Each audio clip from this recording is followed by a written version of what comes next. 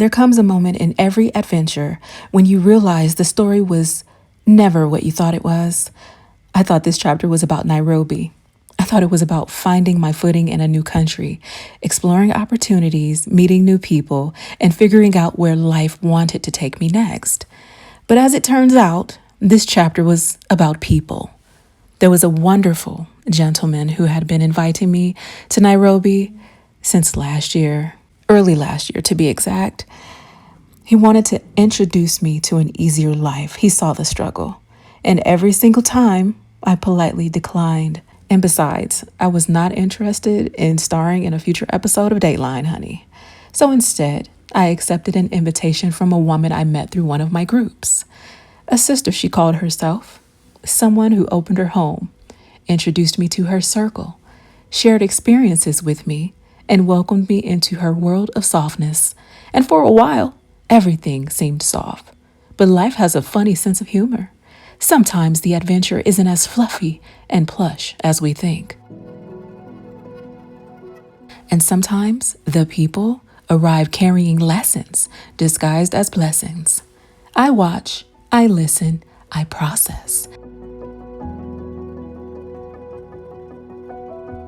That's my thing, because from the very beginning, I was told exactly who everybody was, who was important, who had influence, who was connected, who was not, who wanted who did not.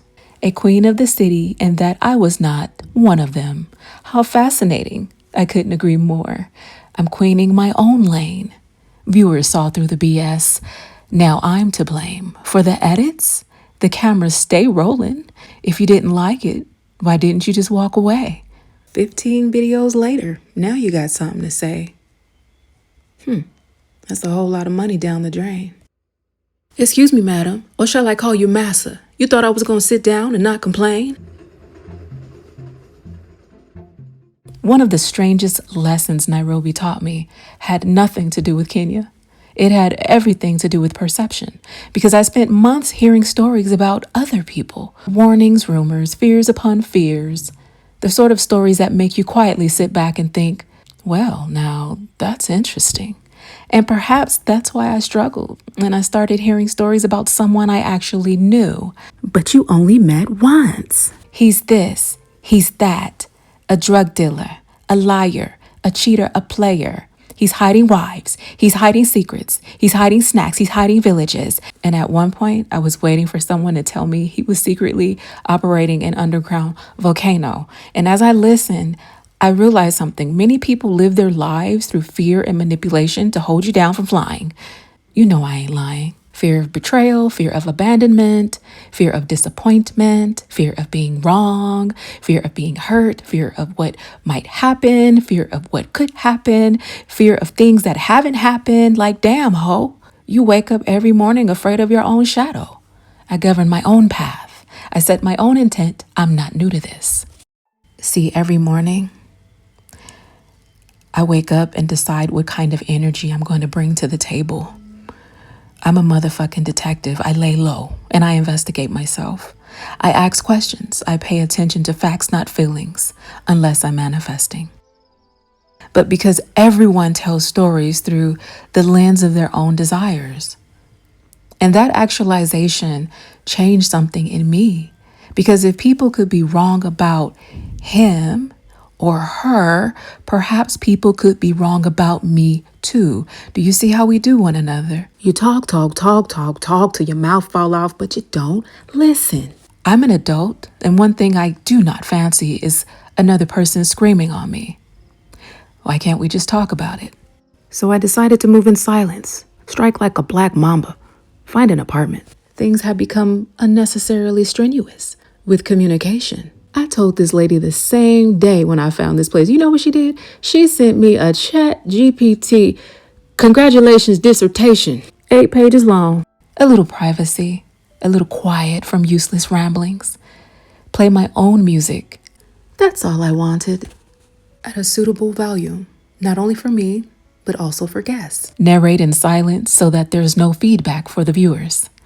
A little space to drink my tea, reflect, talk to the camera, continue working on my book without noise in the background.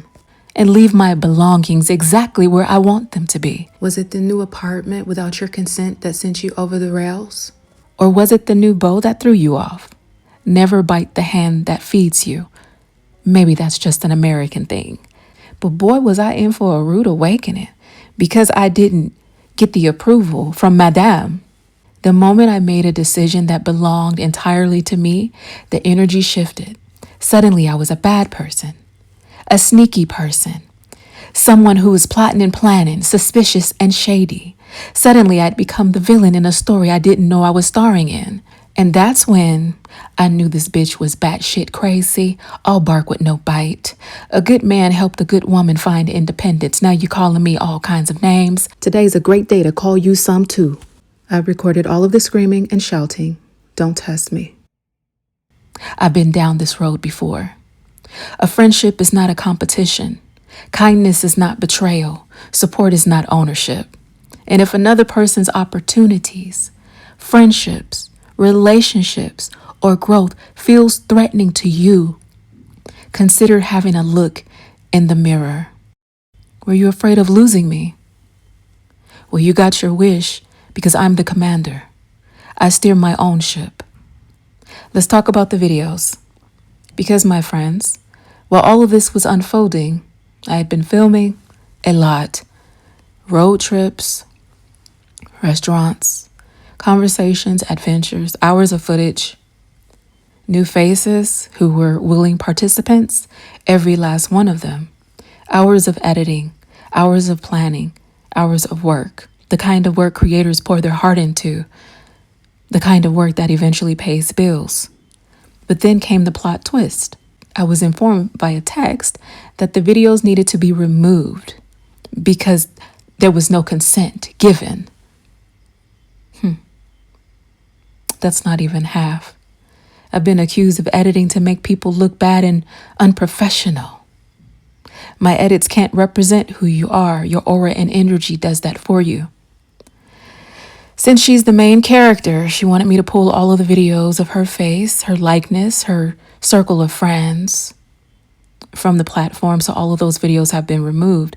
I'm so sorry about that. I feel like it was some of my best work, especially with Troy. Thank you, Troy. And thank you, Kia. You want to shut down my art, my livelihood, because you feel replaced. I've never had a friendship quite like this. You want to control the narrative? Open your own channel. The first step would be to turn off the filters. In the final chapter, not every face needs to be seen, and not every thought needs to be said. So the videos disappeared. Revenue, non-existent. I considered going back to farming. Instead, I did what I always do. Packed my belongings and continued this adventure back to the wilderness where it's far more civilized.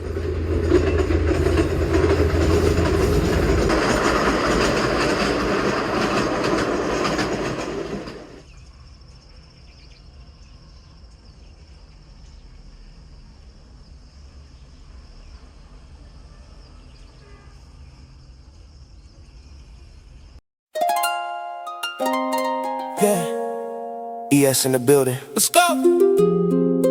Yeah, ooh. Nairobi. Ooh, feel that energy. We lit all day. Yeah. No plan, no pressure, just energy. Yeah, that's how it's supposed to be. No plan, no pressure, just energy. Yeah, that's how it's supposed to be. No plan, no pressure.